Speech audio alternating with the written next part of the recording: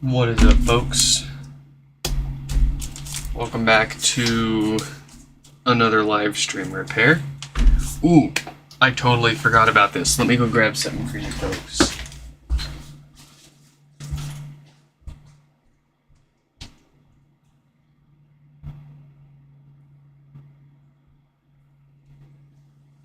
You might be a little let down by the size of the queue on the screen there.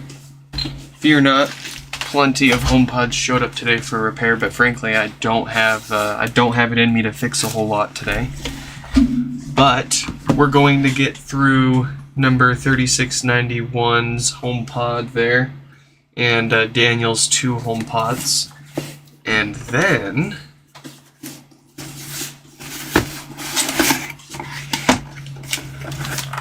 we're going to take a quick peek at this. It is a Sonos amplifier. If I'm not mistaken, it's not powering on. I'll have to double check our correspondence there and see what exactly it was. But anyways, there you go. We've got something a little interesting to take a look at here if we can get through this other stuff.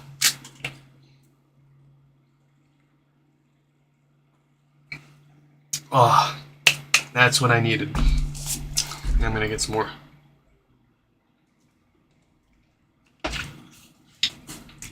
Yeah, that's good. That's good stuff. All right, pop that right here where y'all can see it. Maybe they'll sponsor us. You know, we've got 3,000 subscribers now, so no reason for people not to sponsor us now, right? That's how it works, right? You get 3,000 subs, people come crawling to you to sponsor you, right? Anyways, let's find 3691 there. Man, that Arizona tea really hits the spot. That's what I needed. Nice little pick-me-up. We got 3691 here with some bad bass of sorts. Let's take a quick listen and let them know that they're... Where's my mouse?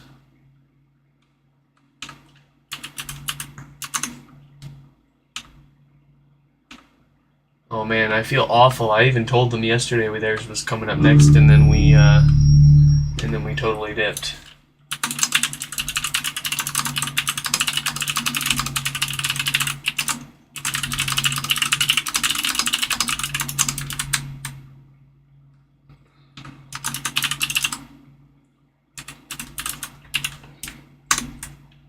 All right, and then Daniel. And let's message Daniel really quick.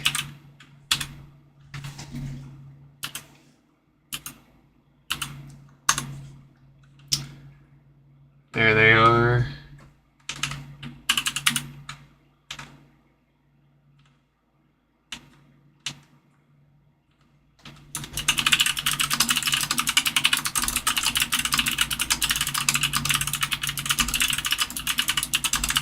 Oh boy. I need some more of this.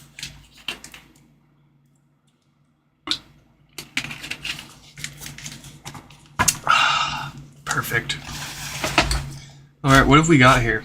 It sounded like the bass was reasonable, but quite an unacceptable amount of popping. I'm sure if we left it around for long enough it'd start farting and restarting on us, but I don't want to sit around and wait for it.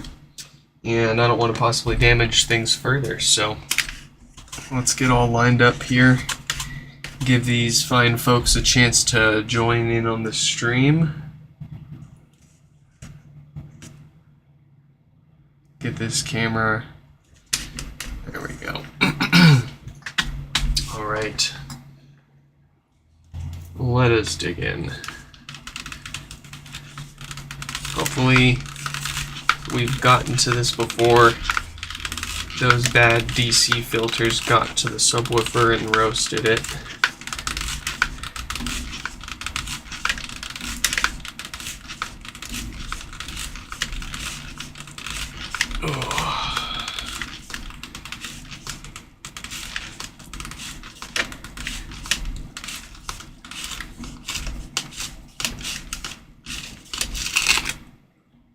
Ah, yes. John, glad you could make it. Mr. John here. Let's get their name put up here.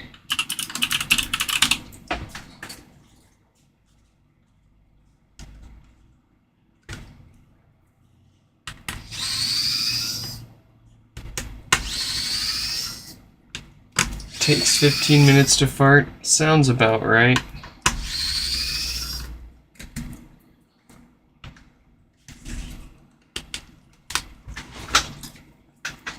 Stefan is unusually happy today. Dang, and it's 2 in the morning. You're still feeling it?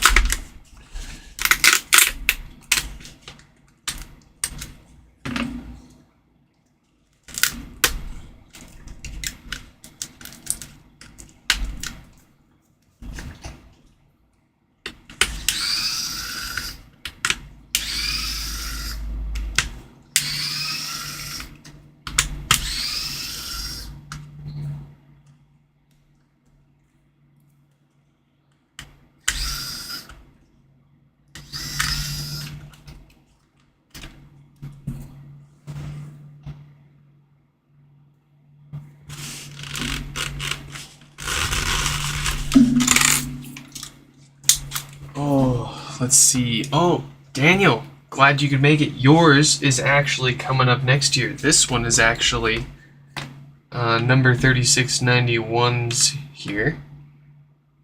We got your 2 pods coming right up here.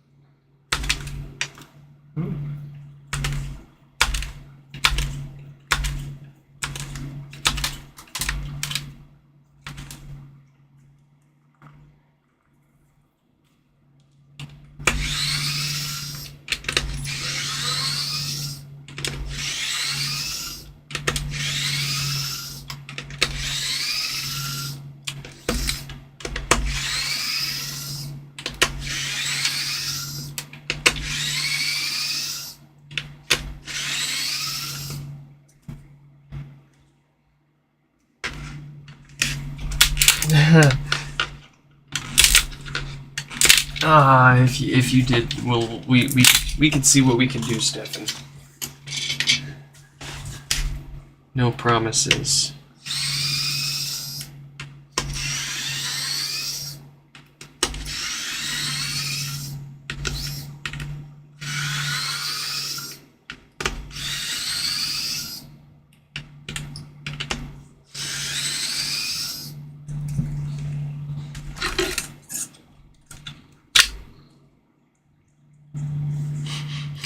The nose says it's good. The subwoofer passes the sniff test.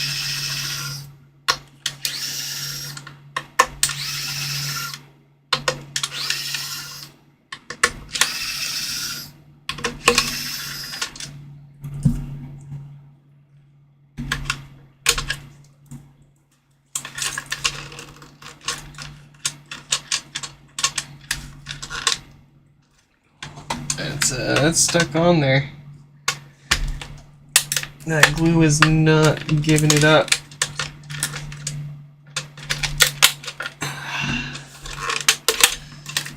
There we go.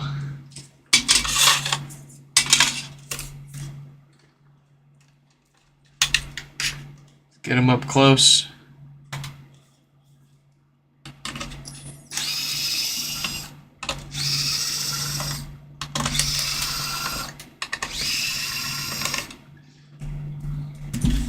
Dude, every time I fall asleep with YouTube set to autoplay, it always ends up on some weird stuff.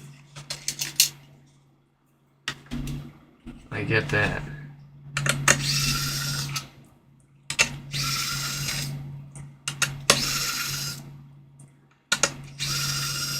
And it gives me just the, it gives me the weirdest dreams. Minecraft stuff.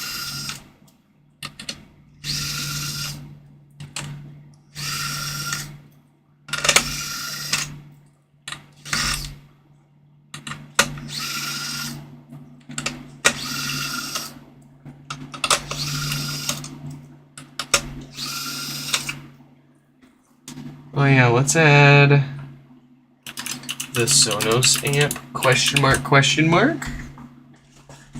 If we can get through Daniel's HomePods in a reasonable time, we'll take a look at that Sonos amp here.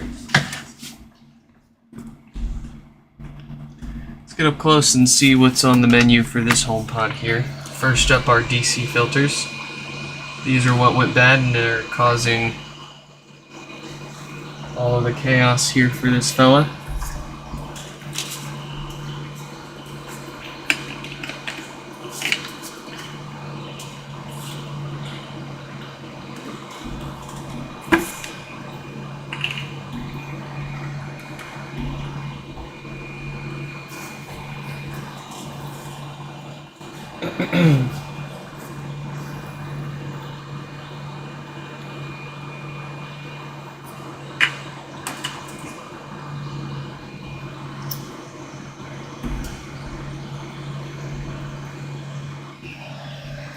Nixon, what is up, what is up?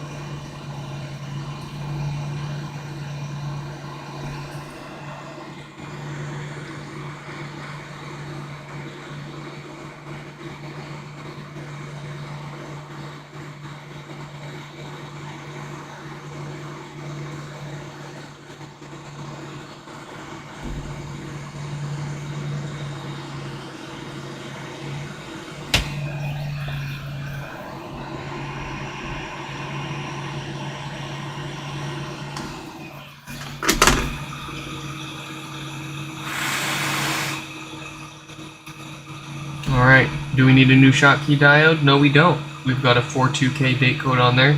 Those don't fail and cause issues. Our 10 ohm resistors also looking fine and fancy. Goodness, you must have gotten to this right when it happened. Good on you. I love to see it. Less work for me. Cheaper repair for you. I mean, it's only a $10 difference, but I'm going to be jacking those prices up here soon. I'll give you all a fair warning. But, yeah, some of these parts are getting hard to get your hands on, so I'll have to move things around a little bit. More or less, obviously, the more your HomePod needs, the more I'll have to charge.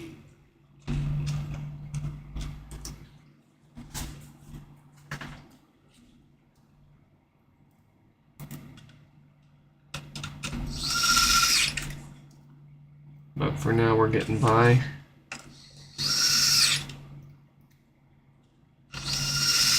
Ooh, unfortunately, I'm also going to have to stop selling refurbs. I just can't afford to pay as much as I have to for broken ones, and then make almost nothing on flipping it or reselling it. And then I'm hurting for the parts to fix other mail-in repairs.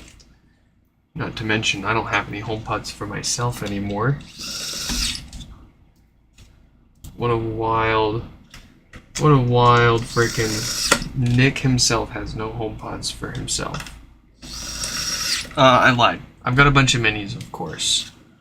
I don't fix the minis, so nobody, and I don't sell parts for the minis, so... Got plenty of those kicking around. Not that I really use them, except for, like, the garage, the bathroom. I do have 2 second-gen HomePods at my desk at my office, but they have ghost touch issues, so their touch panels have been disconnected. Perfect for something that I'm only going to use a couple of times a week.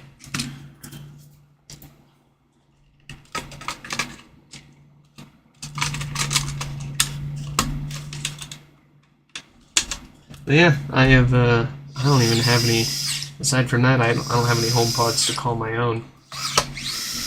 They're all in pieces. The going price for broken ones are like about 90 to 120 bucks, give or take, with plus tax and shipping. It sucks. If you're on top of it, you might be able to get lucky and get one for about $70 to $90 shipped with tax and all that.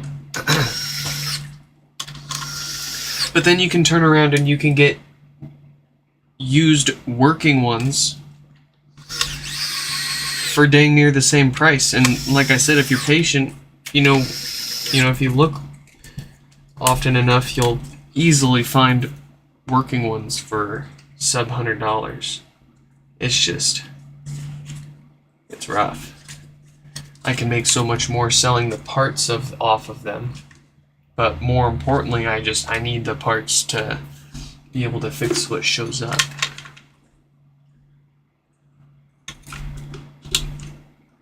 And I'd really like to have a couple of HomePods again around the house. Get my multi-room audio going again.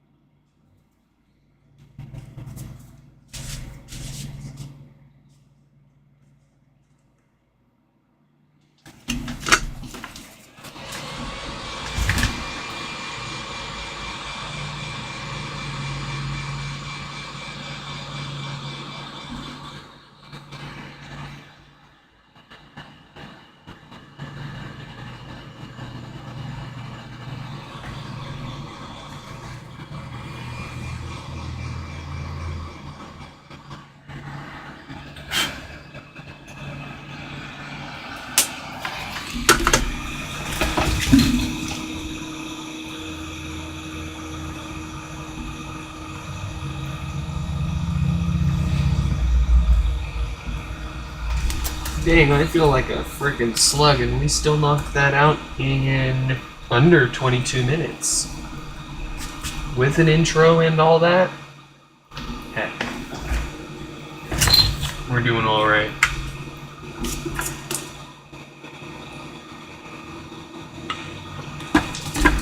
Alright, Daniel. Which one should we do first? Bad bass or no power? I want bad bass. Give me the stinky beats. Give me the goofy bass.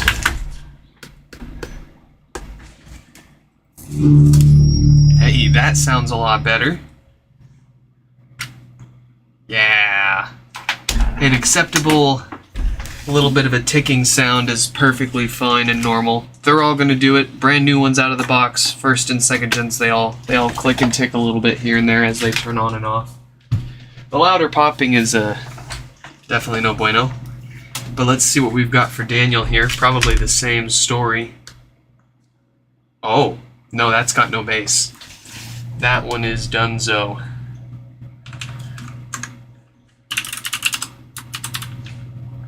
I'm having trouble connecting to the internet. For more info, check the Home app. I have a very strong feeling that subwoofer is going to be very stinky. Hopefully I'm wrong. I'd rather hoard as many of these subwoofers as I can so I can shove them into my car for my big old car audio project one day. Well, let's get this fixed. Let's see what we've got here.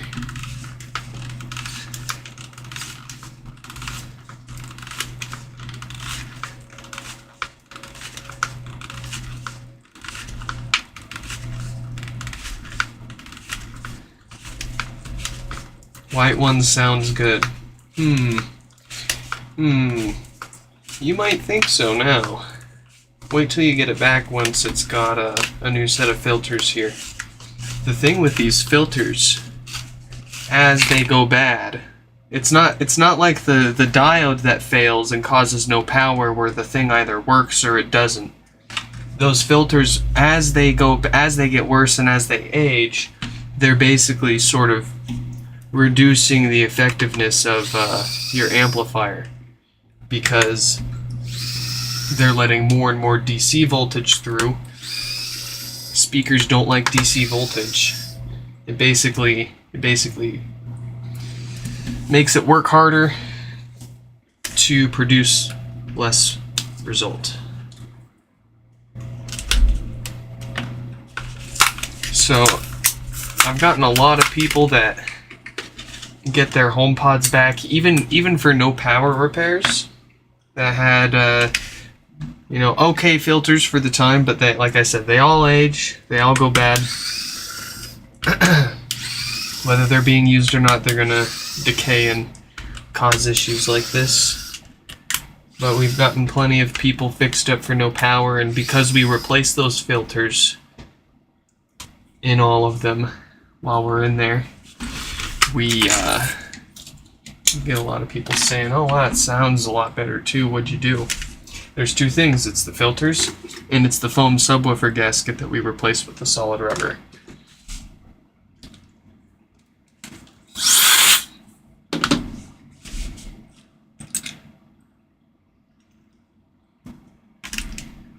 So we'll make this better than new.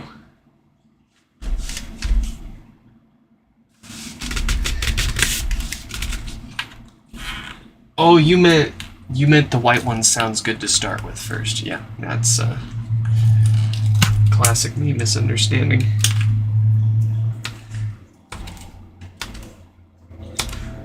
What can you do though? You don't get much tone conveyed over text, do you, eh?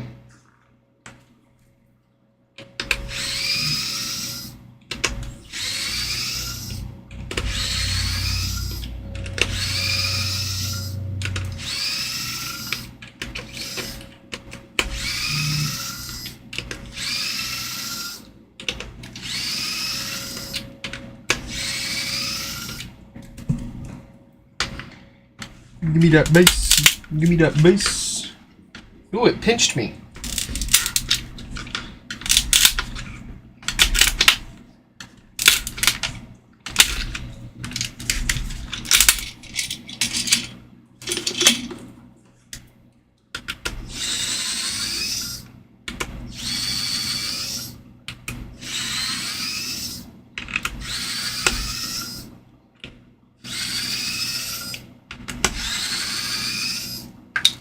let's see if that woofer's still good or not.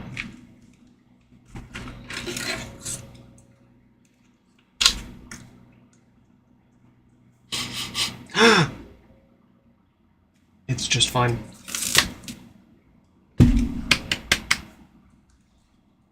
No problems there, no stinky. I'm happy. I was really expecting.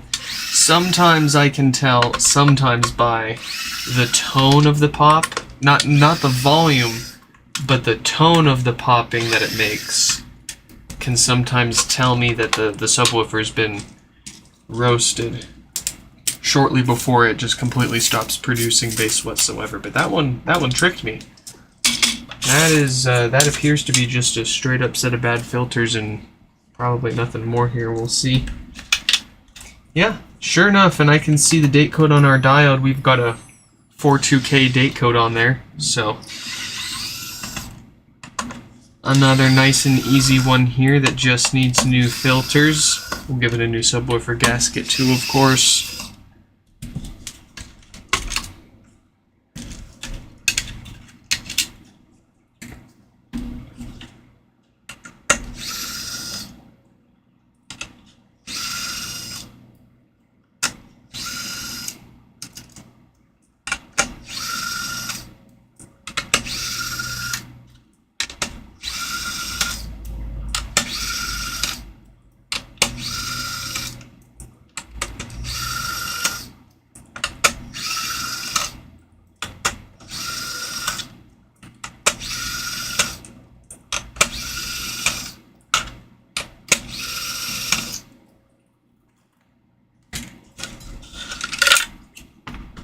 Alright.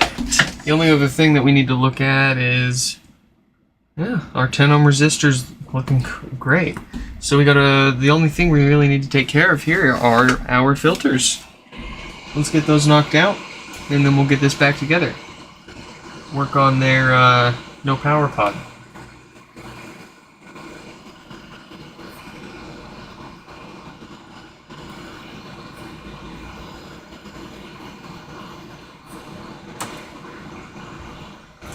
Huh. Poor Stefan.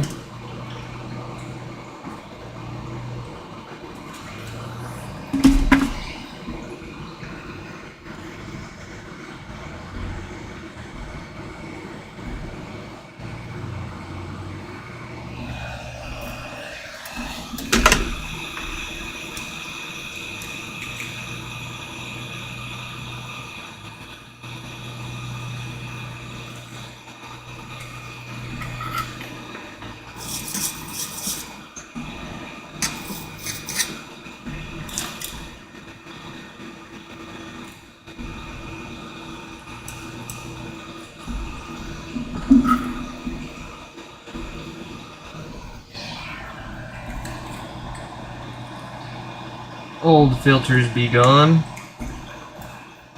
New filters, here we go.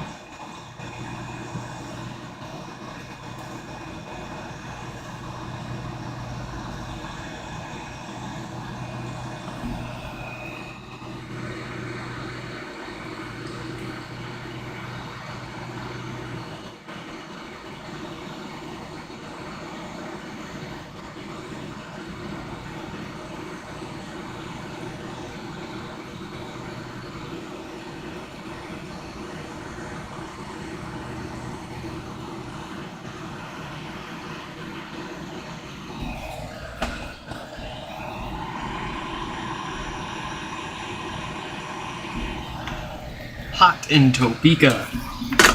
Ooh, spicy. Alright. I will no longer have, I won't have feeling in my thumbs by the time I turn 40.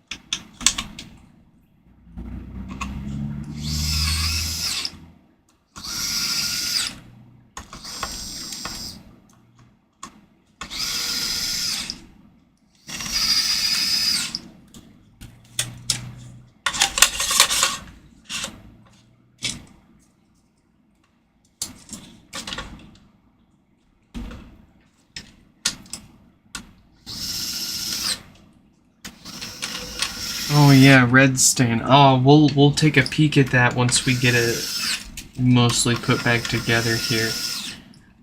I think I took a peek when I was unboxing it, and frankly, I don't think I even saw anything. But granted, I didn't have a lot of lighting. We'll take a look at that here in a minute.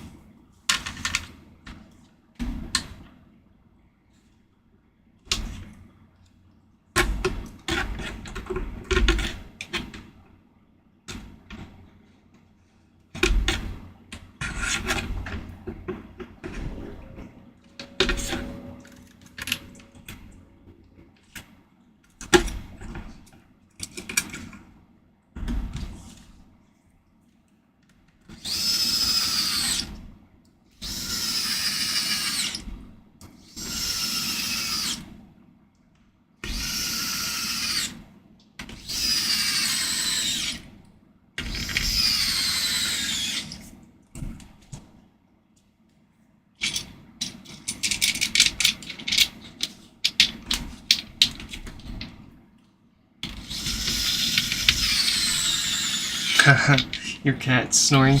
My cat got the hiccups yesterday.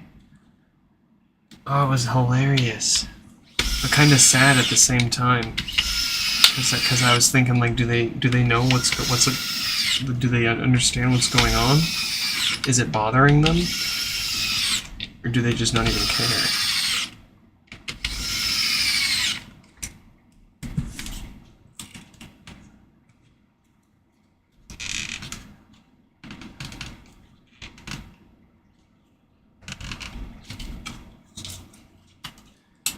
My cat snores too, though.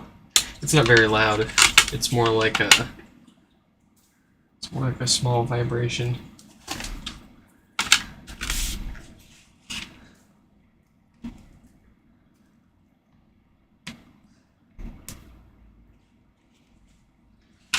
Alright, where's that stain?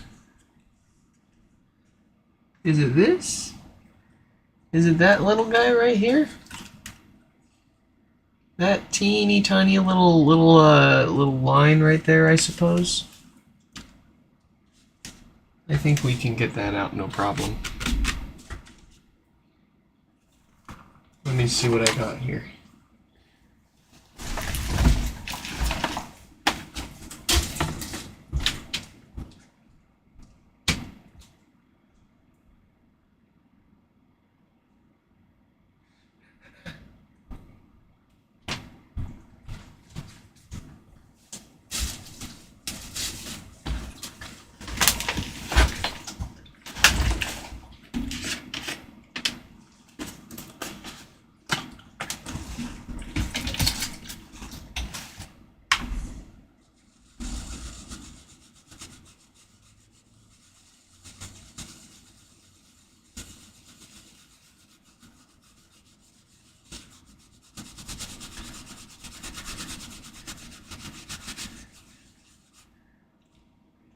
Alright, we're close.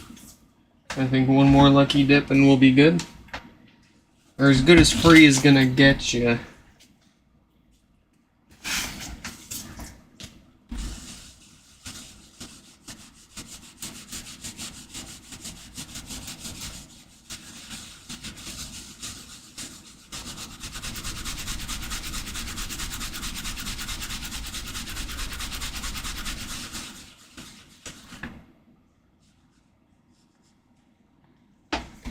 Actually, I do want to hit it one more time here.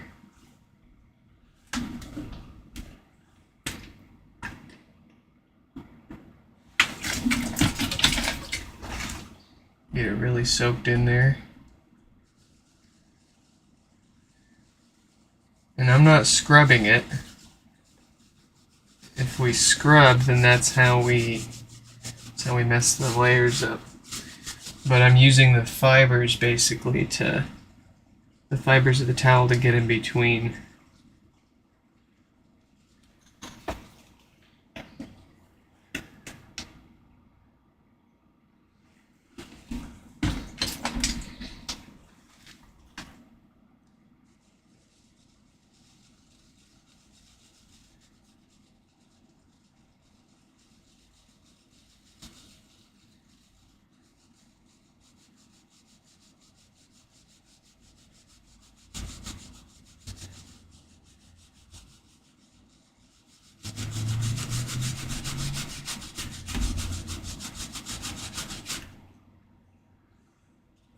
Well, I'll say, I think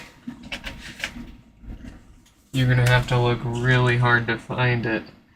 It's still there. I'll hit it again before we send it back to you. But it won't be nearly as noticeable at the very least.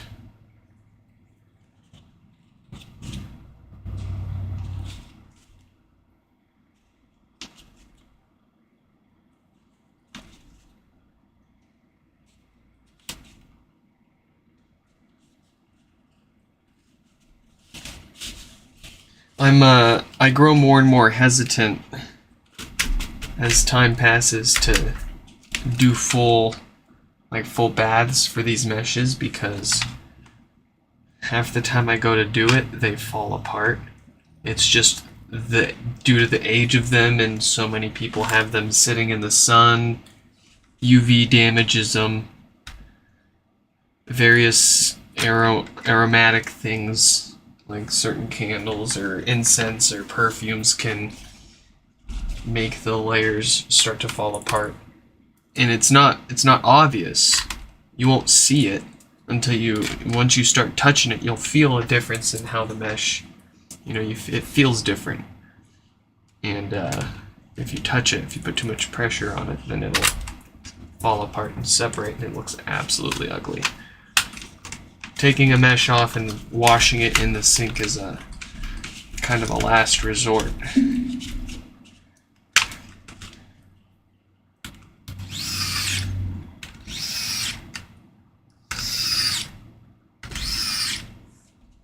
How am I doing today? I feel better now. I feel better now than I was when we started streaming. I'll say that. The Arizona tea is working its magic.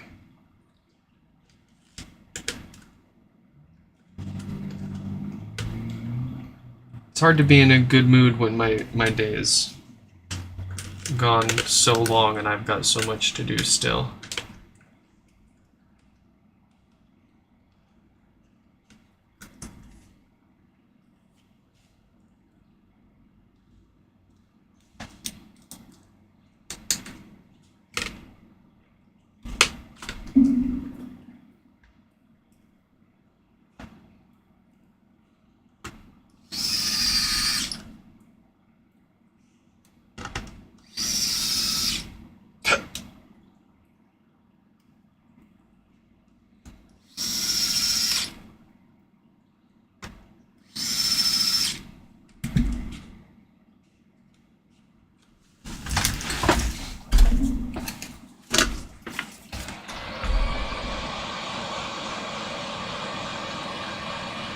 Just go to sleep and do it tomorrow.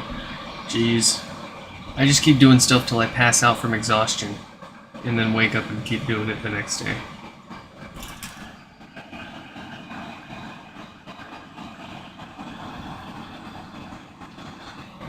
Like, I went to bed last night at like freaking...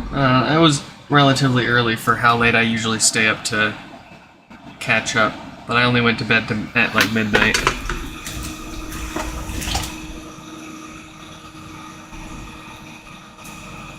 But I fell asleep trying to catch up on emails, of course. I think I still have like 25 or 35 left, and then like another 30 text messages. I gave up. I did the Stefan. I said I'll take care of it tomorrow. Most people understand. Some people get impatient. It hasn't been a problem yet. You just do what you got. You just do what you can do.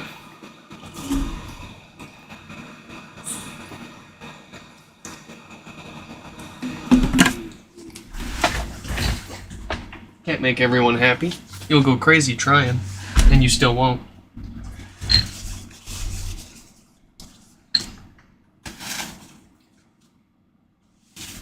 Ooh.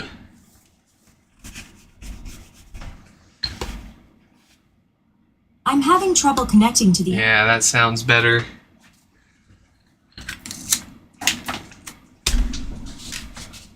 And, Oh, I do see another spot down here too. I see another small spot down here. Yeah, we'll clean this up for you. There's room for improvement without making you pay anything or having to replace it. So let's get this other one knocked out here. I want to look at that Sonos amp. Let's cruise through this here. So this is Daniel's other HomePod. It's got no power. This is usually a dead diode on the amplifier board. We didn't need to replace it in any of the other pods because only a certain date range of these diodes are causing problems. This one most likely has it. Of course, it's going to get a new set of filters, a new subwoofer gasket, you know, the same stuff we replaced in the other pods up to this point, because those parts across the board all tend to go bad. They all age whether they're being used or not, so let's see what we've got here. No lights, no power, a couple of watts from the wall. It all looks like the usual dead diode symptoms, so let's knock it out.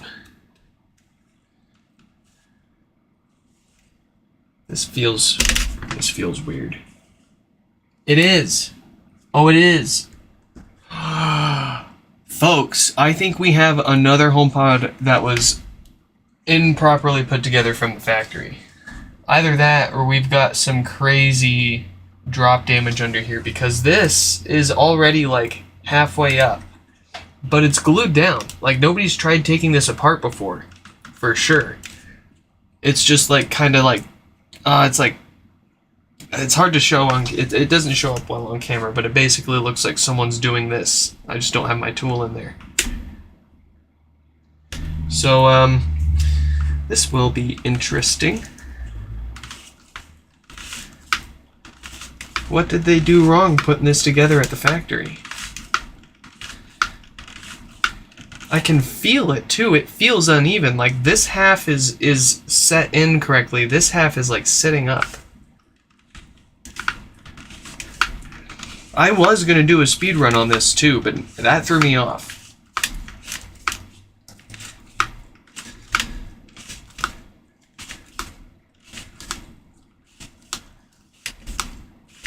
That's got me thinking, what's going on here?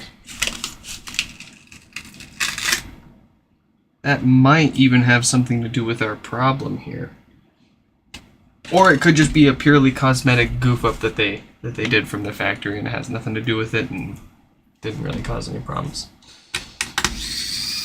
Let's see here.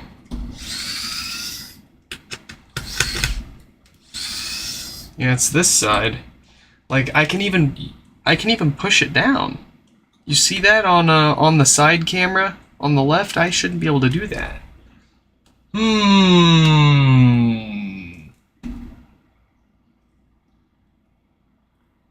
Someone get Tim on the phone.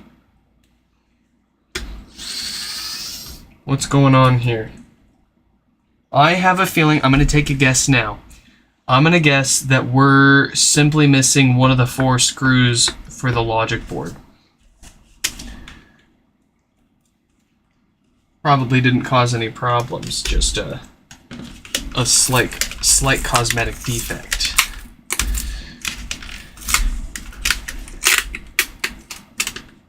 No, I am wrong. It's got all the screws there.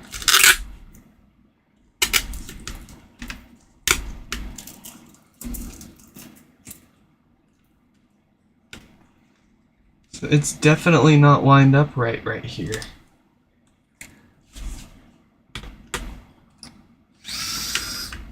Oh, there it goes. Yeah. Yeah, that's broken. Oh no. Oh no.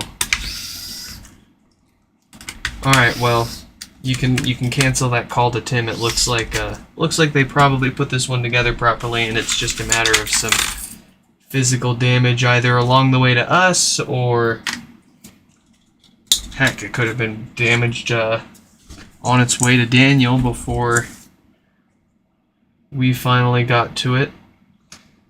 Yeah, we'll replace this basket here. on our way back together. Not the end of the world.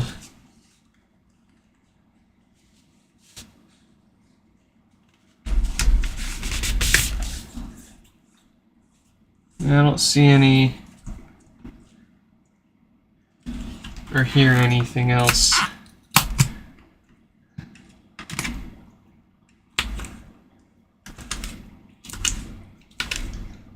Oh yeah, it's all cracked along the side here. Poor thing. We'll get you fixed up. Ooh yeah, that screw's bent. The rest of them look okay.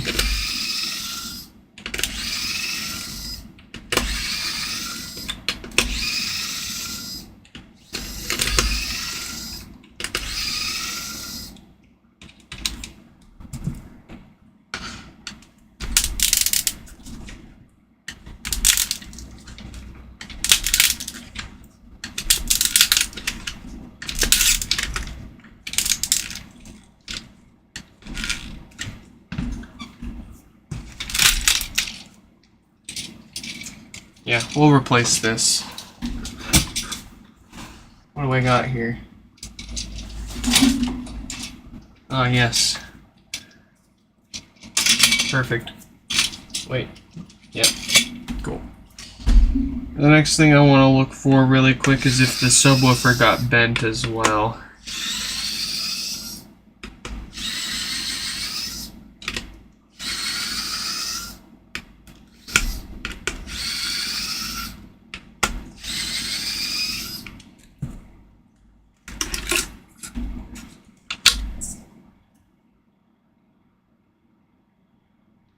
Yeah, I think right here we've got to smack it down just a little bit.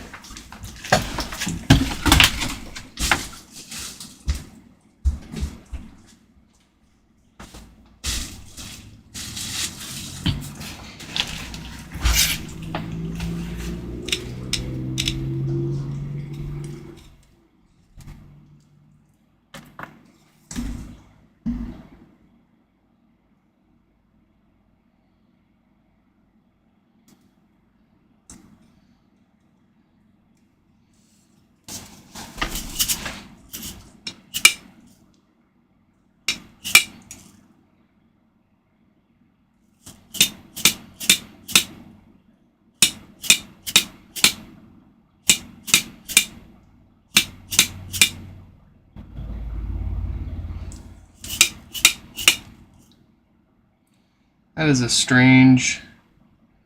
It's very subtle, but it's enough to make it not seal up with the rubber gaskets. We can carry on.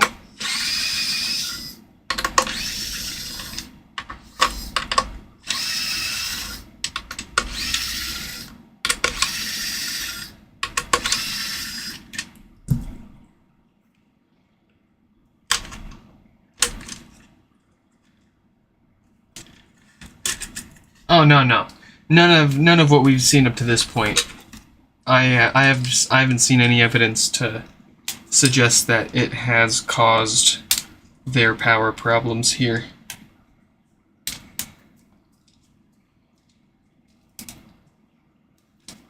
Not for this guy. We have seen physical damage similar to that causing the logic board to go crooked enough to cut the main ribbon cable and cause no power and booting issues booting up. So it's in the realm of possibility, but theirs is they're all good here.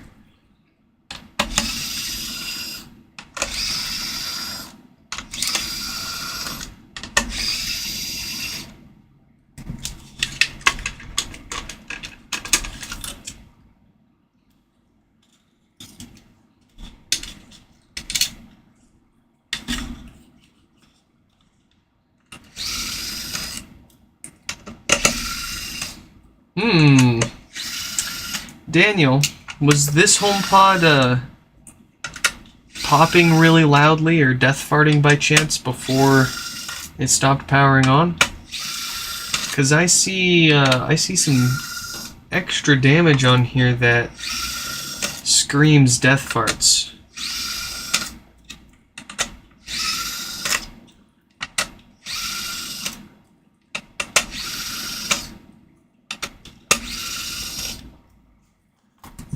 I need to double check the woofer here now. Yeah, woofer seems okay. I'm kind of surprised with you'll see here in a second. Our 10 ohm resistor right here has completely blown up. And we typically only see this when our fart filters go bad. Huh. So, I guess let's go ahead and replace their dead diode. That's what's causing their power issues. And then we will replace that roasty resistor.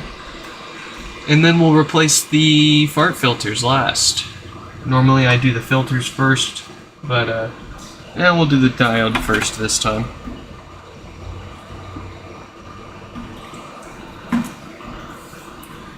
Okay, cool. Daniel confirmed it was farting before no power.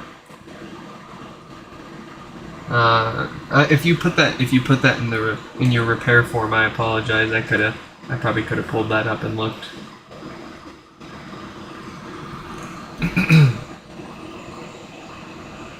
But fear not, none the matter. And really, I'm just happy we got to it before it needed a new bass speaker.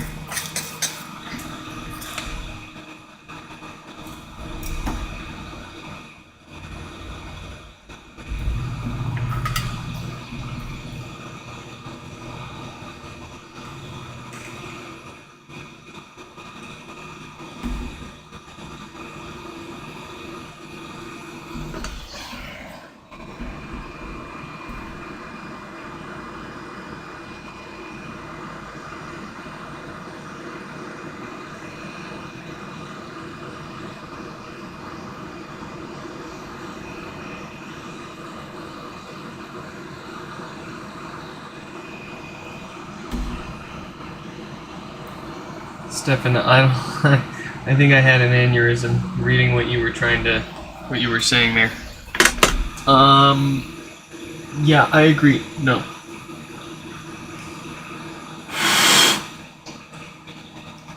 Oh yeah, we got way more to do on this.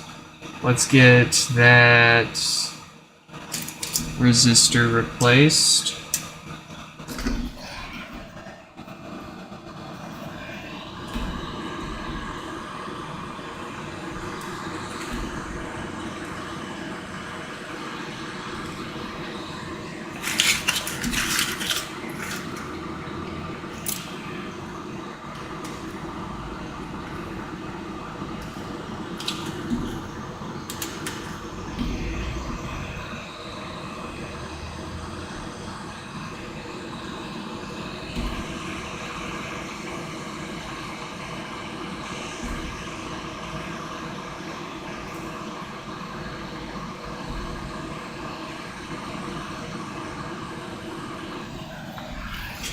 Easy peasy.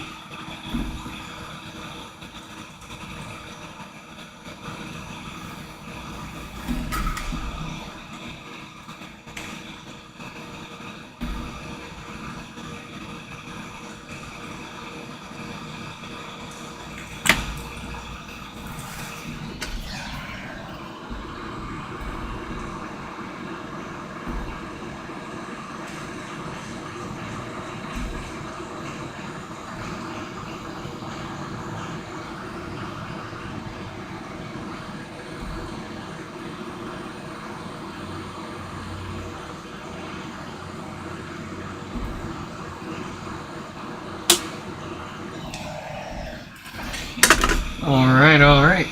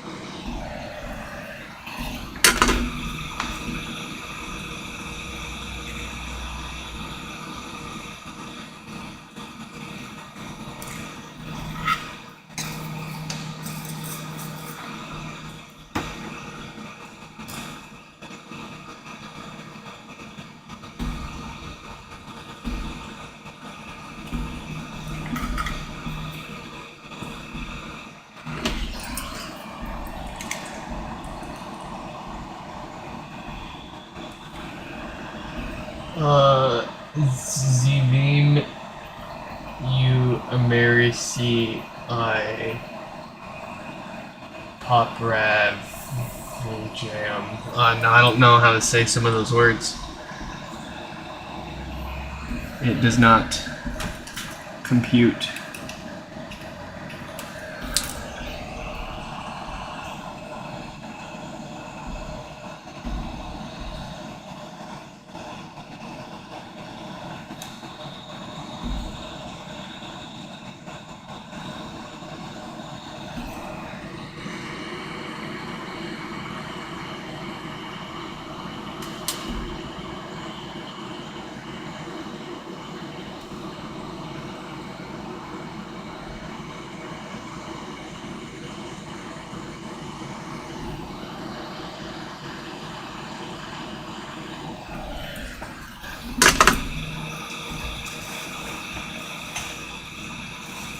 LJ is read as one letter, like Elj, or is it a completely different sound? It's its own sound. Like PH is fuck. Or f. But we also have F.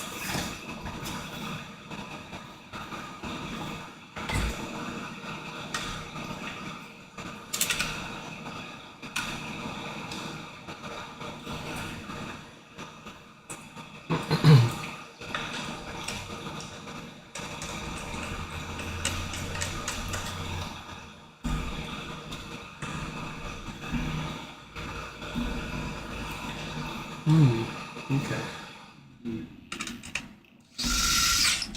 I'll have to look up a pronunciation of it.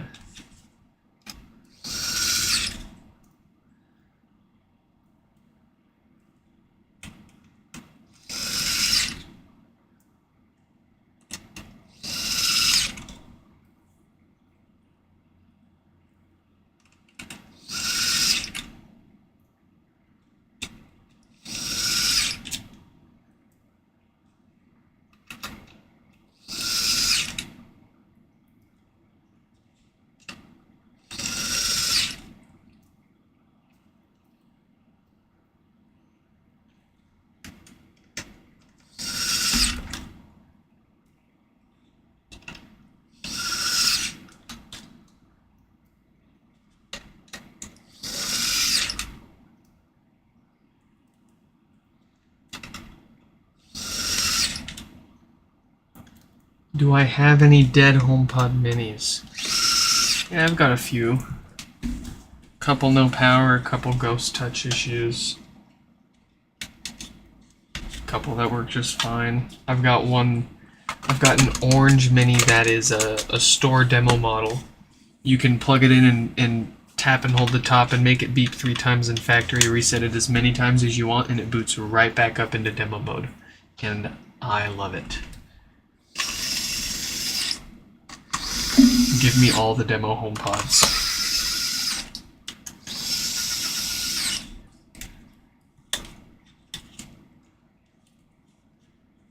Can I tear a sacrificial one apart? Oh no! I totally forgot. We have a mini waiting to get fixed for no power.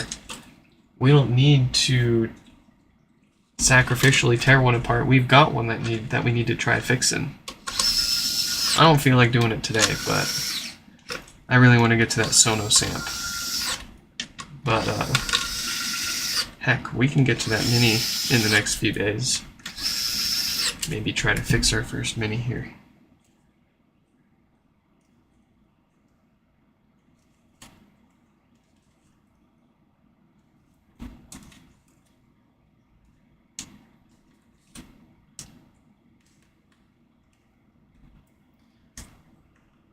Pictures of the damaged cage. I'll do you one better if you want. You can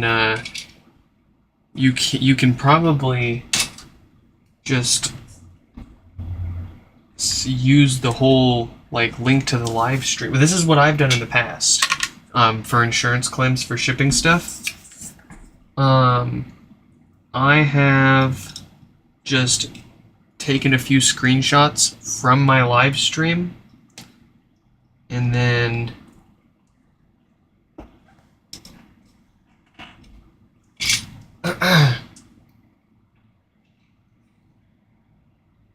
send that to the adjuster as part of the claim evidence.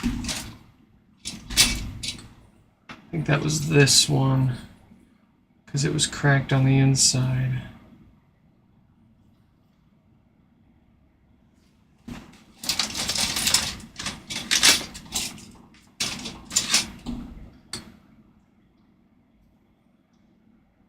Oh, let's see where the... Oh, no, here it is. Here it is, that's right. I threw it on the floor. I remember throwing this on the floor now. So there you go. We'll get a little zoom in there so you can get some good photos for the insurance there. That's that. The damage was right there. And if we...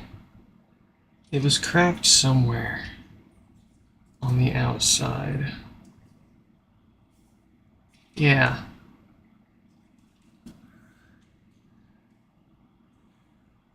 You've got this is all cracked up, which means what happened was it was probably dropped, obviously, right here. Right along this whole area. And you can see down here some crackage too. So hopefully that'll be good enough for them. They probably, I don't know. I mean, it might be a hard fight, maybe not even worth fighting for, because I'm not gonna charge you anything for replacing the basket.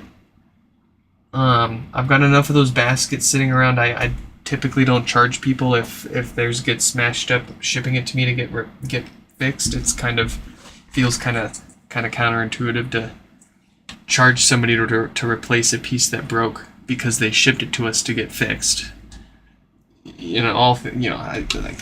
Yeah, whatever. Still, at the end of the day, I could and should, but I don't. So I don't know if they will, or how they'll value that. But I would maybe just take a couple of quick screenshots and send that to them. They might not want to sit through a whole live stream.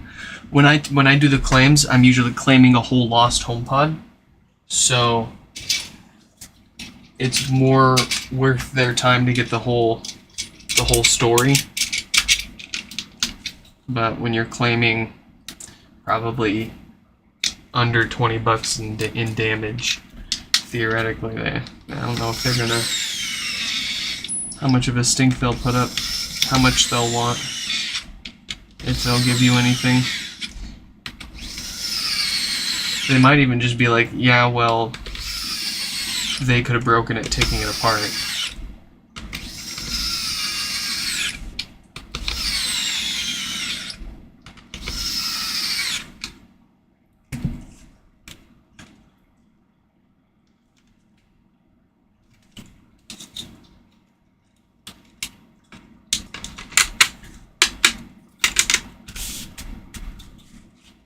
Let's make sure, excuse me, that the display wasn't damaged as well.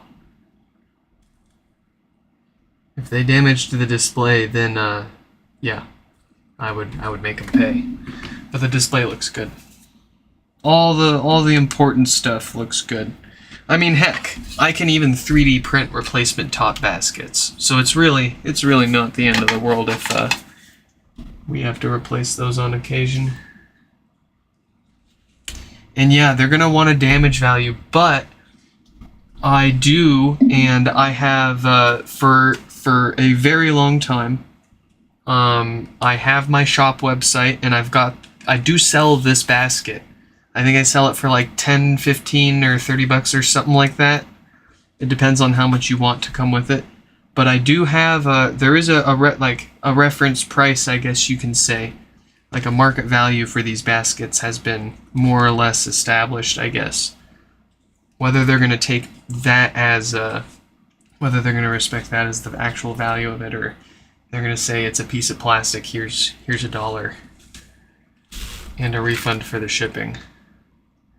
But in any case, actually, that's a, now that I said that out loud, that's a good point too. Regardless of how much they value the damage, they'll still refund you for the shipping at the least. So you won't have to pay for shipping if they mishandled it along the way. They're also going to want a picture of the box that you used and all of the packaging.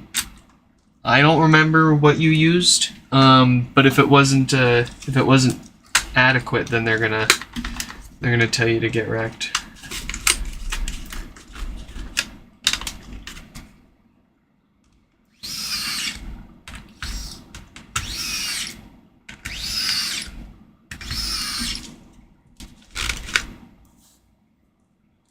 Did I say adamant? That's not the right. I don't think that's the right word. What's the right? Adequate. Yeah, I meant to say adequate.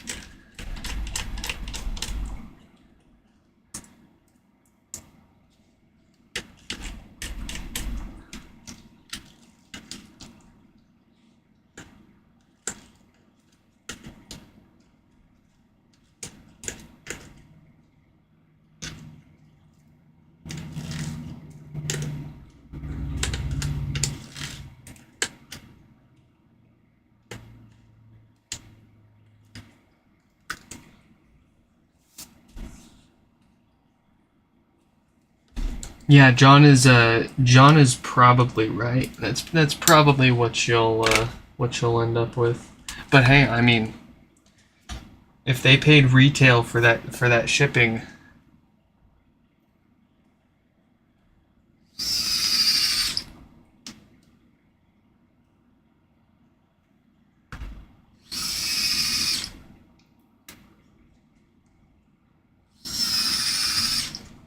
yeah, you used their stuff. Ooh, yeah, it shouldn't be too hard to get your shipping back, your money for shipping back at least.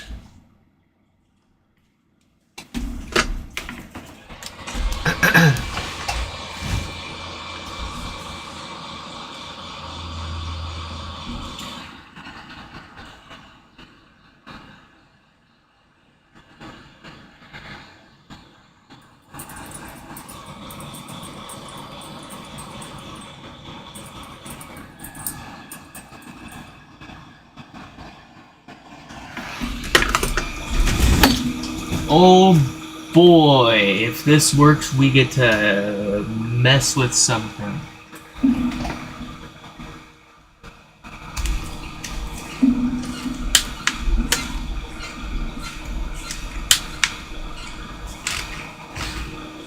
Let's see. Yeah. Yeah. Ah!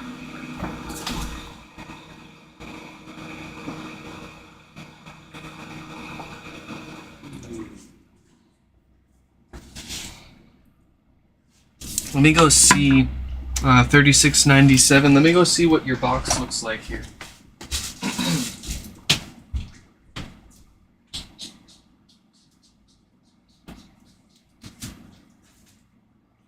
Oh yeah, bro, this thing's beat. Oh, it's done.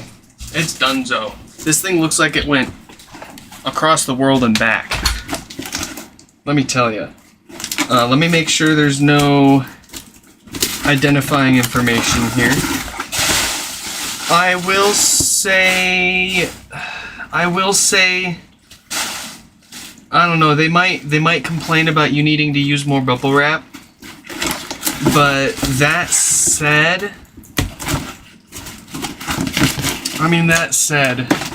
is that a reason for the box to show up looking like this? Like, I mean, I can do that. That's not good. These boxes freaking suck. And I hate seeing people spend their money on. I'm gonna send you back a nice new box. Don't worry about that too. I'm having trouble connecting. All right. Good. Good. Yes. Give me that Sonos amp.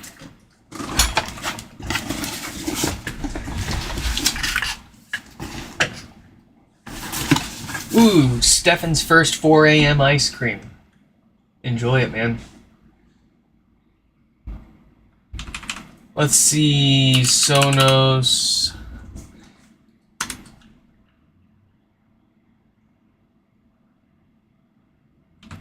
Well, all of USPS stuff, if I'm not mistaken, comes with $100 of insurance by default. You don't have to pay for it; it just comes with it.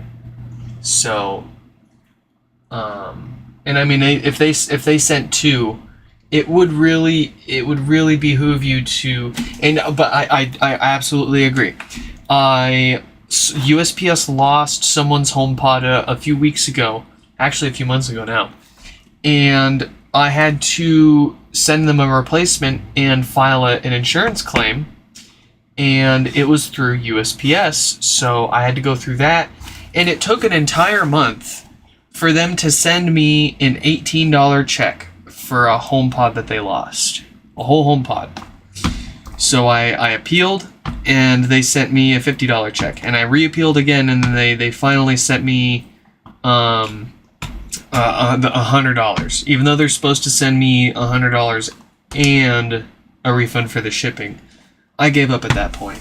UPS and InsureShield, if you pay for the extra insurance through Pirate Ship to get your UPS or USPS labels, you can tack on extra insurance. That stuff is absolutely worth it. Super easy to file any claims. They never give you any grief. They pay out really quick. I love it. I hate having to use it. I'd rather just everything work and everything, but especially when you're shipping more than one HomePod, it's really wise to use insurance, because more than one being lost can cost a lot real fast to replace.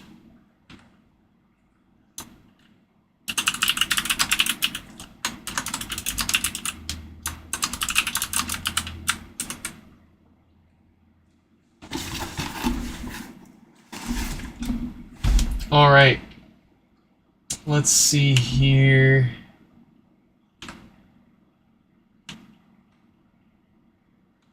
Wow, okay, so Corey, we fixed a HomePod for Corey way back in October of 2022. And then they reached back out to us about a month ago saying, hey, you want to look at this Sonos amp? Very cool. So we got Corey with their Sonos amp, and let's see what's wrong with it here. Last year you repaired my HomePod and it still works great. Yeah. Well, $700 Sonos amp. Oh boy. Yeah, this thing does feel and look very nice. It won't power on. Looking on YouTube and other sources, it looks like it's pretty common for this to happen. People open them up and replace a capacitor or two in a few minutes. So, yes, it's all coming back to me. I remember looking this up and watching a few videos on it before telling them to send it in. But this looked pretty easy to do here. So, how do we get in? Let me in here. I have not looked up how to take this apart, and I want to see if I can figure it out before we resort to that. It looks like it might not even be screwed together.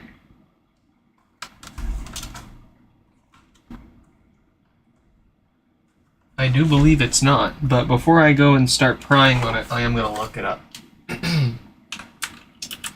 Let's see, this is the Sonos S16 amp. How do we do this? The S16 teardown. Yes, I love YouTube so much. Oh, that does not look pretty. That is ugly. Okay, so you tear it apart pretty much. You start going at it. All right. Alrighty. We start by removing this rubber ring here. I'm going to use a little bit of ISO so we can reuse as much of the adhesive as we can.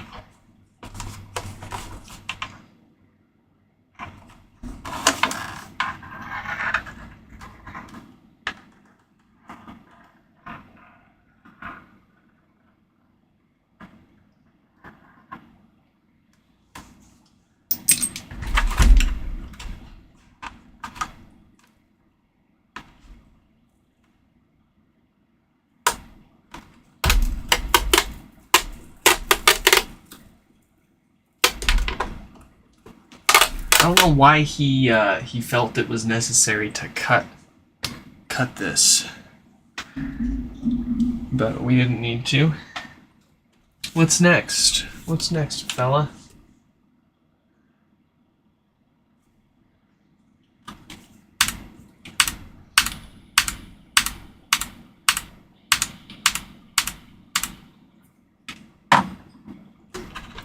Next is this plastic here comes out. Ooh, I see. Haha. Yes, sir.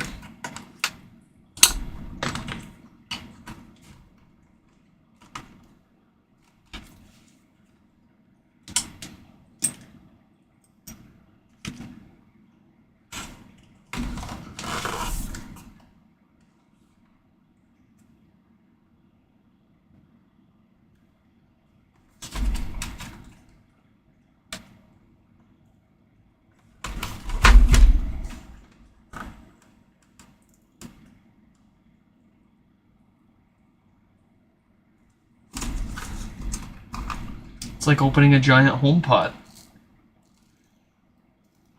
Oh my goodness.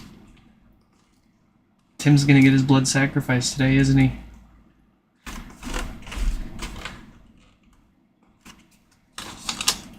Can I just peel this off? Is that gonna hurt it? I feel like heat is gonna do more than... Ooh!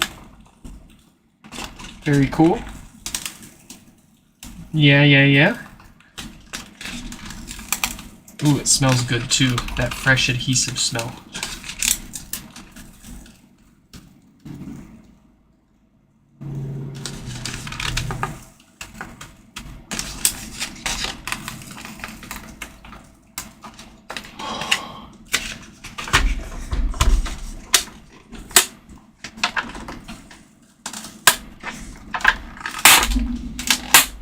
Yeah! Ooh, and even better, it looks like we can reuse all of that adhesive too. Awesome. We'll stick that up here so we don't lose it. And now what? Oh, I see some Torx hiding in there. Let's find something that'll fit.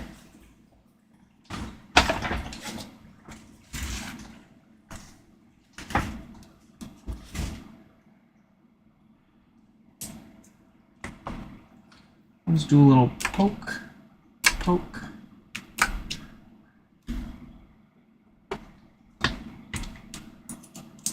What size do we have under there? Ooh, first try, we've got a T10.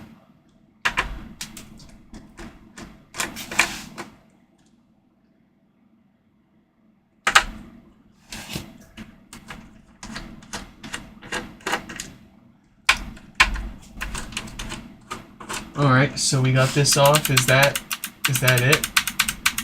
We're in? Yeah, pretty much.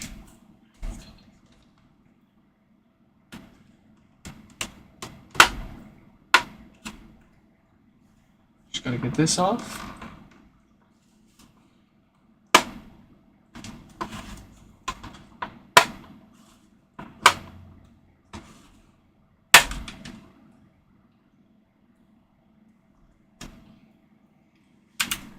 How did you get that? Ooh, that's nasty. Oh, he didn't even unscrew it, did he? Oh, he did unscrew it. Okay. Yeah. And then they go for the pry. The pry of shame.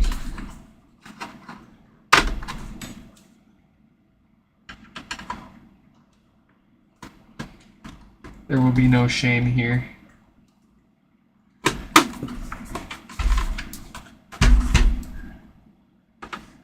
It almost looks like someone's tried taking this apart before. Like prying it a bit up right here. Those are definitely pry marks right there. I'm going to use those.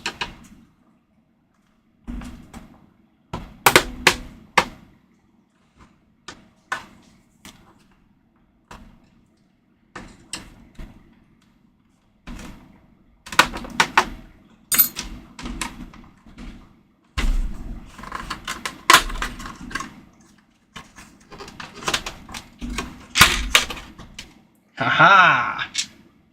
We are in. Stefan, thanks for dropping by. Hope you get some good sleep and have a great start to your following day here. Okay, cool. What stinks? I suppose we can go ahead and actually power this up now. Let's see if anybody else, amp, no power repair. L2, so it's usually L2 on the power supply, so we gotta get this bad boy out.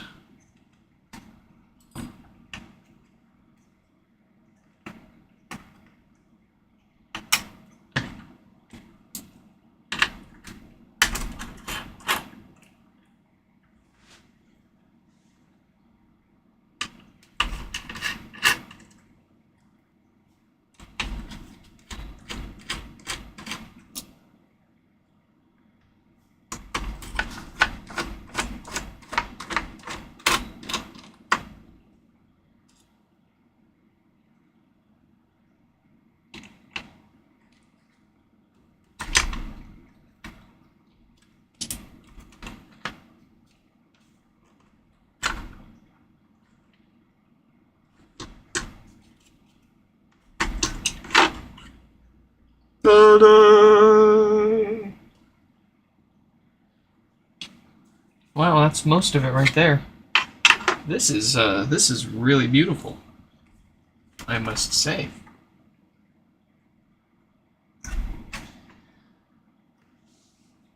That is the... Sorry. Man, that is the power supply.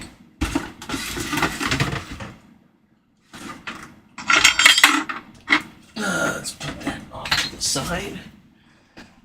And we're looking for L2. That's what people usually talk about on these. L14.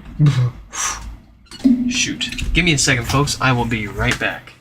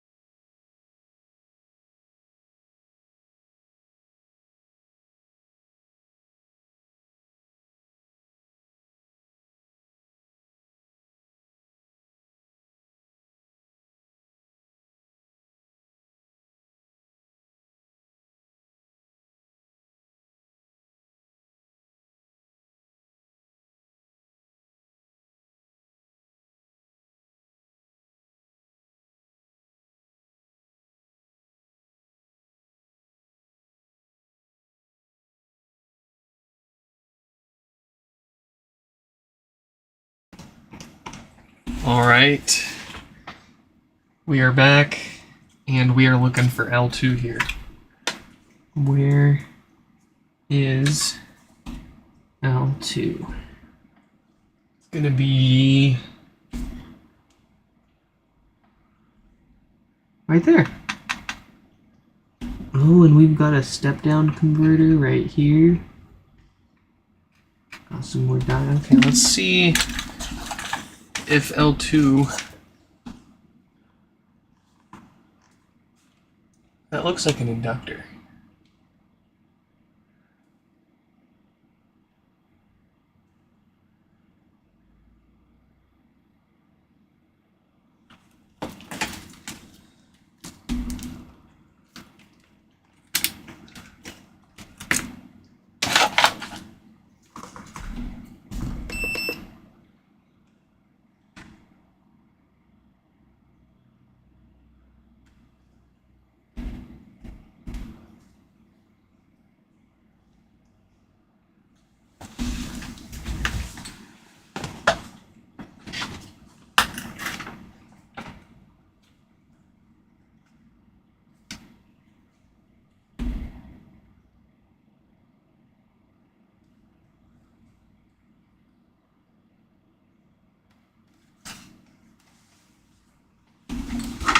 Okay, so one thing that people suggest is to check the resistance between the two posts that connect the power supply to the rest of the amp.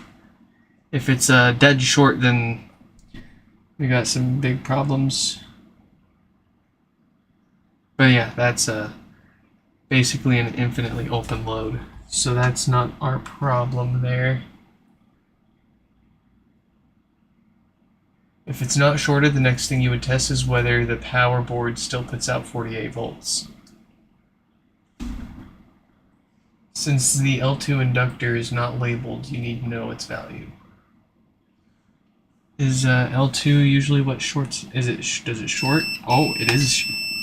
Would you look at that? That is dead short for sure. All right, well let's get this inductor off and see if the short remains on the board or not. Let me grab my low melt solder. I don't want to take a heat gun to this.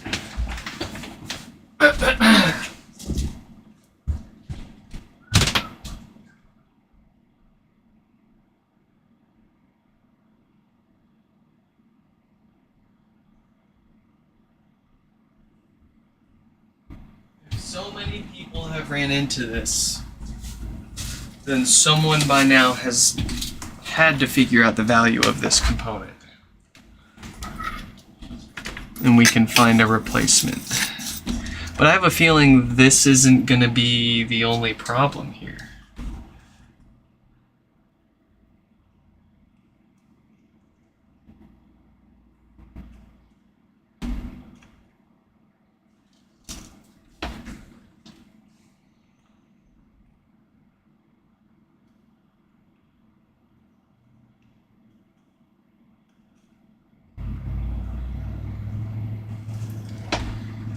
All right. Is the inductor the short or not?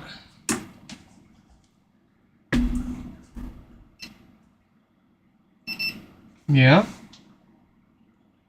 No. No more short on the board. That was easy.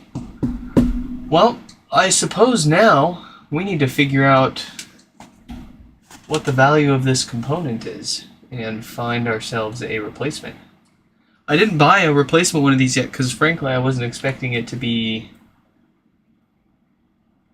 just this or for this to really even be the problem. I thought I was going to get pretty unlucky with this, but goodness.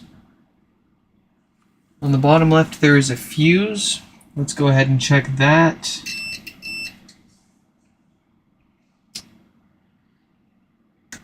I think that's that guy.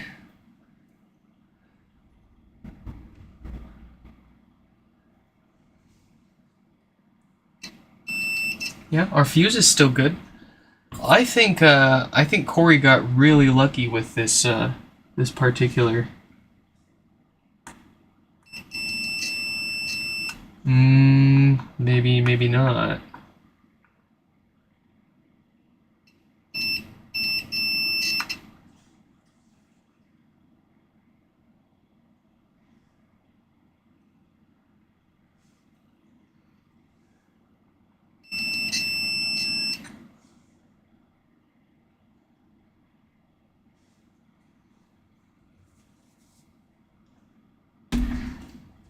See here.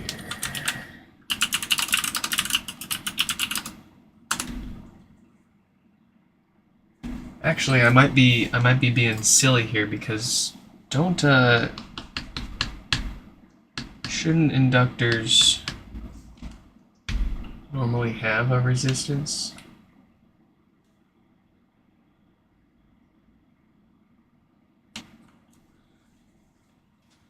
Let's see.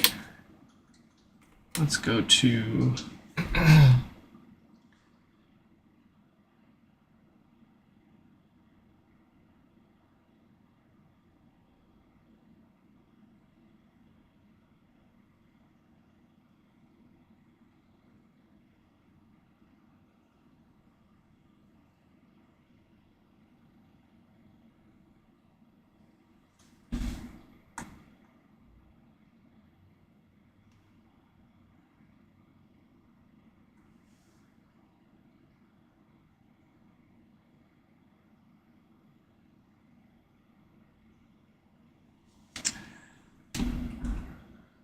okay.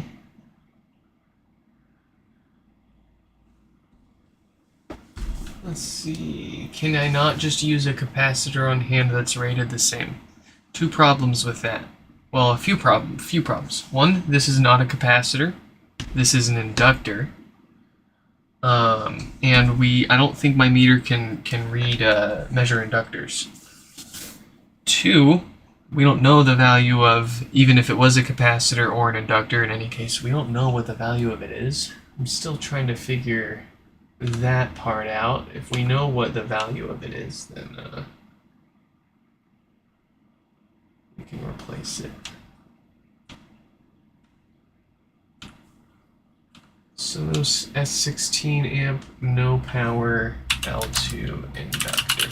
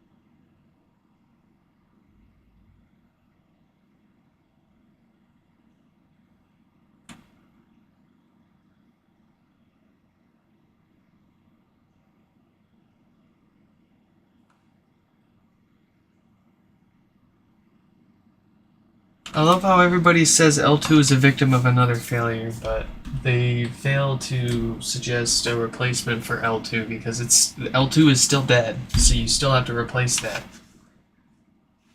So like, cool, yeah, we get that L2 might be an effect, not a cause, but L2 nonetheless needs to be replaced. So what is L2?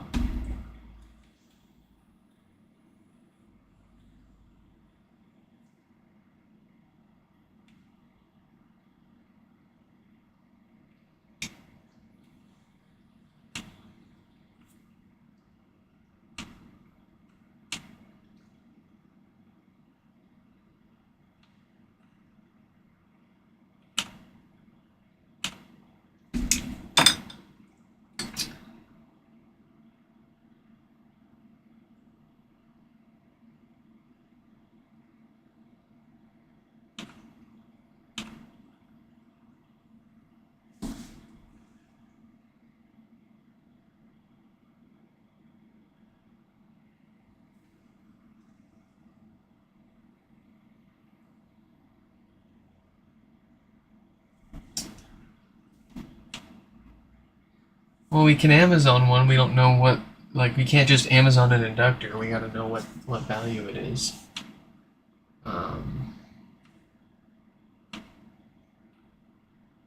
Wow. So many people talking about this, and not a single soul that actually cares to mention what the hell the value of L2 actually is.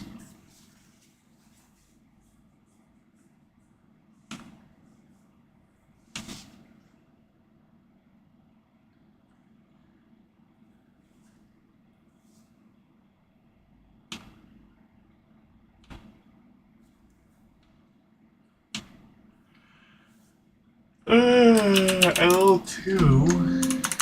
Nothing in there.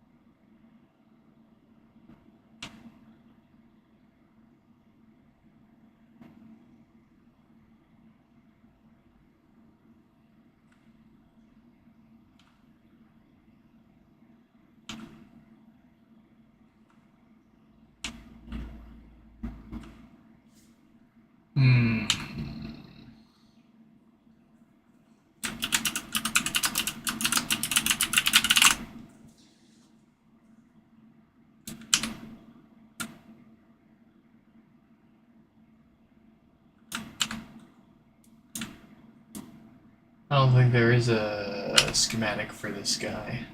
At least publicly available. No.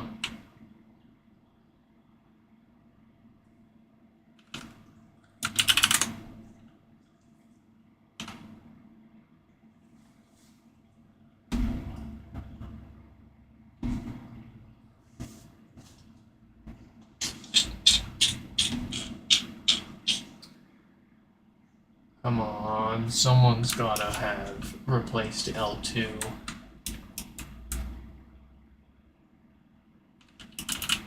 Let's go to YouTube. Maybe someone's done it there. Sonos S16, no power L2.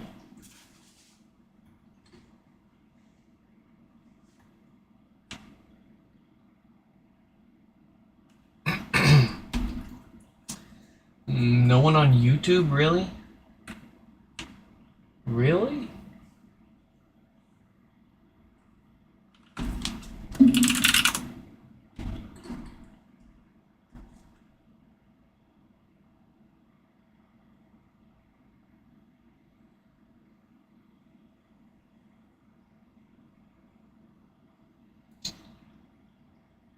That is surprising. Nobody on YouTube has shared any videos that I can find of this.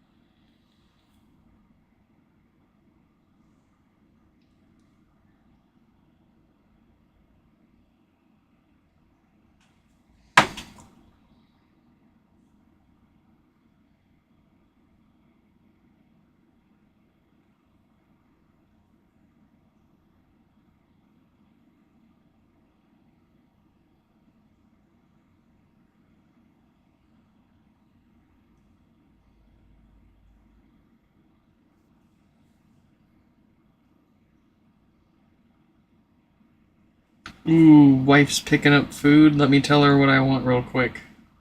Hold on.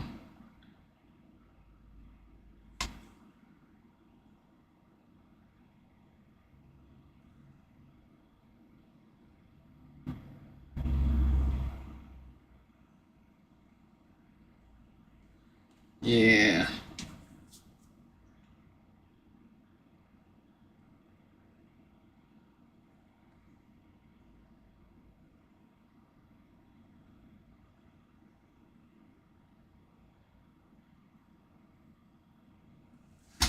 All right.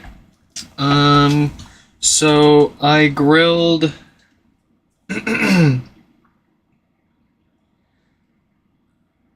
a repair tech on. Ooh.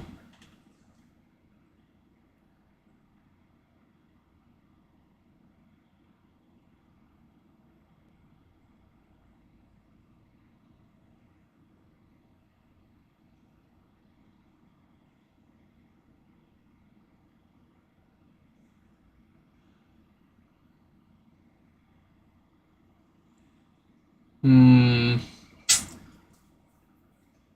This is troubling. So many people with the same L2 inductor failure. Granted, it could be different things across people's amps that are failing and causing L2 to die, but nonetheless, like I've been saying, L2 is still in fact dead and needs to be replaced. So if people have been fixing these, what are they replacing L2 with?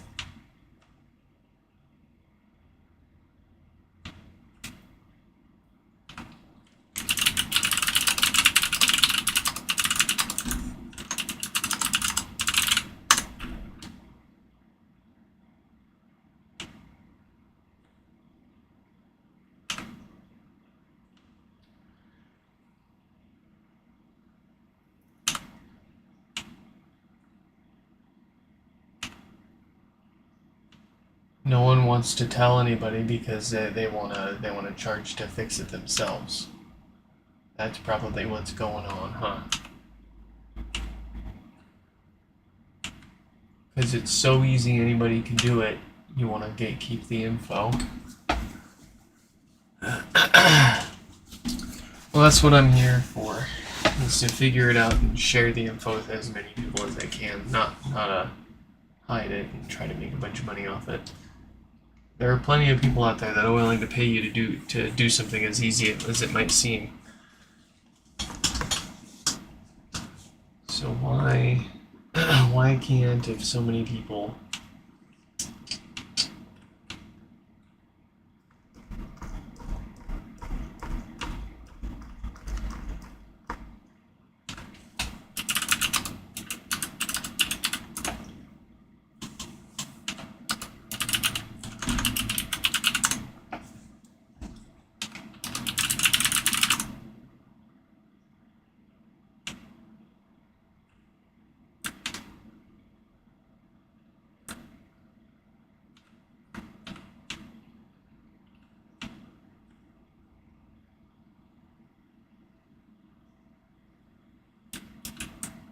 You know how tempting it is to, like, take a power supply from a HomePod here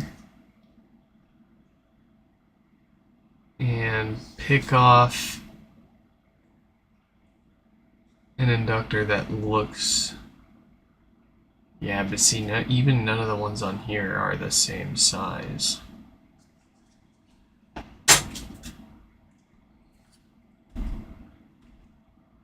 There's this one here.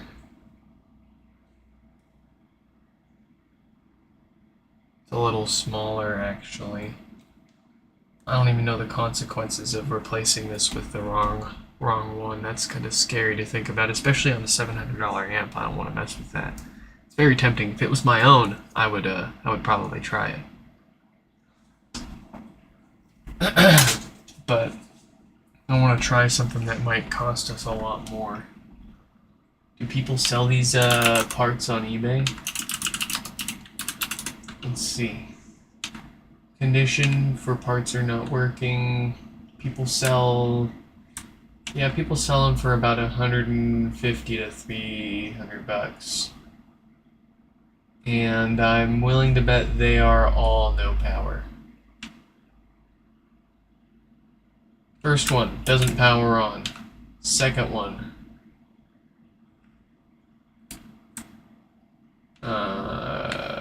does not power on. Third one, I'm just searching on eBay right now for parts ones. Third one here, no power. Fourth one, no power. No power. Left channel is not working. Oh. Yeah, but they want $350 for that one. No power. No power. I think what I'm getting at here is seems like people know what's going on and they wanna kind of just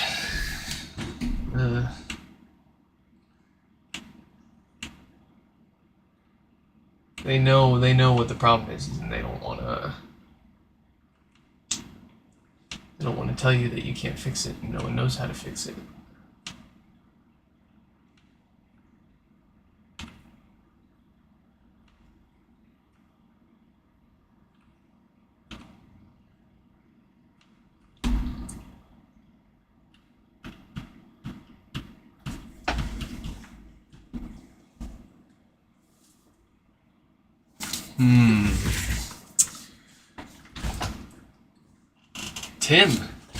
Tim, good sir, what is up? Welcome back.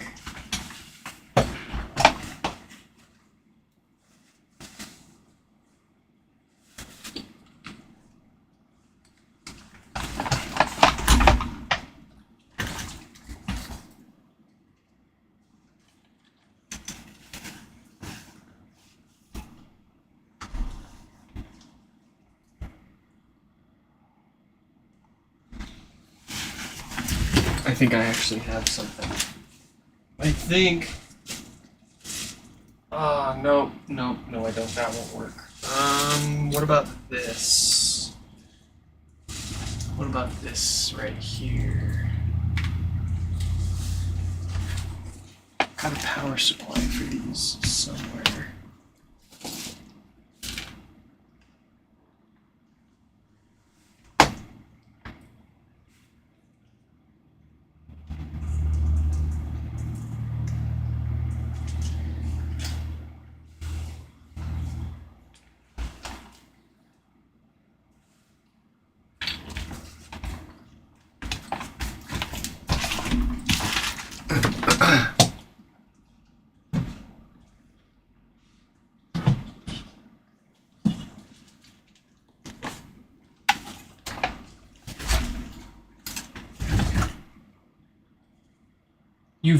What, Tim? You what?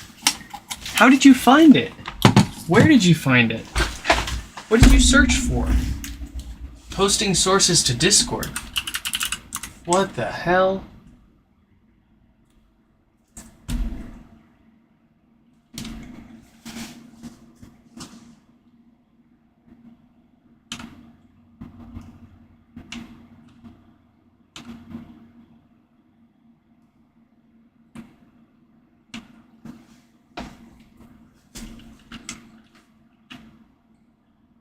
Let's see.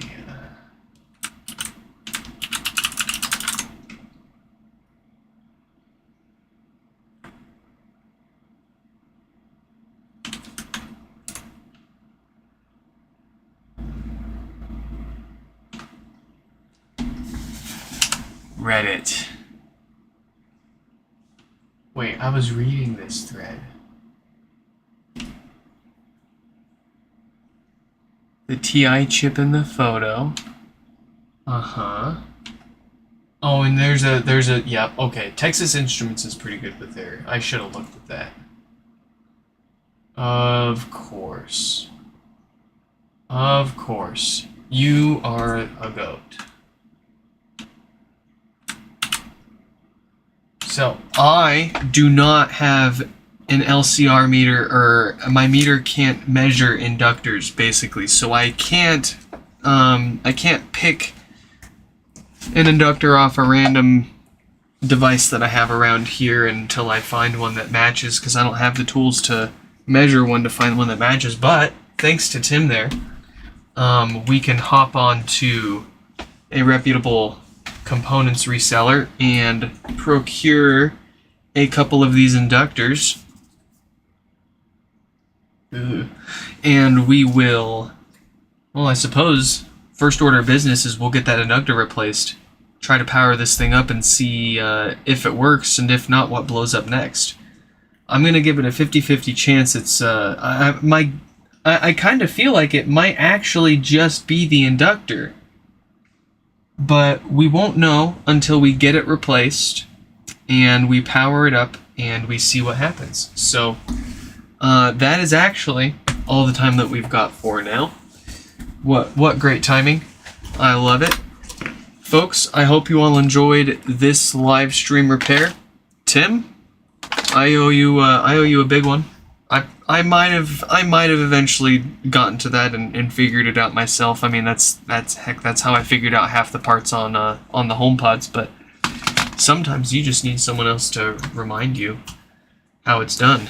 So, folks, hope you all enjoyed. Hope to catch you in the next one.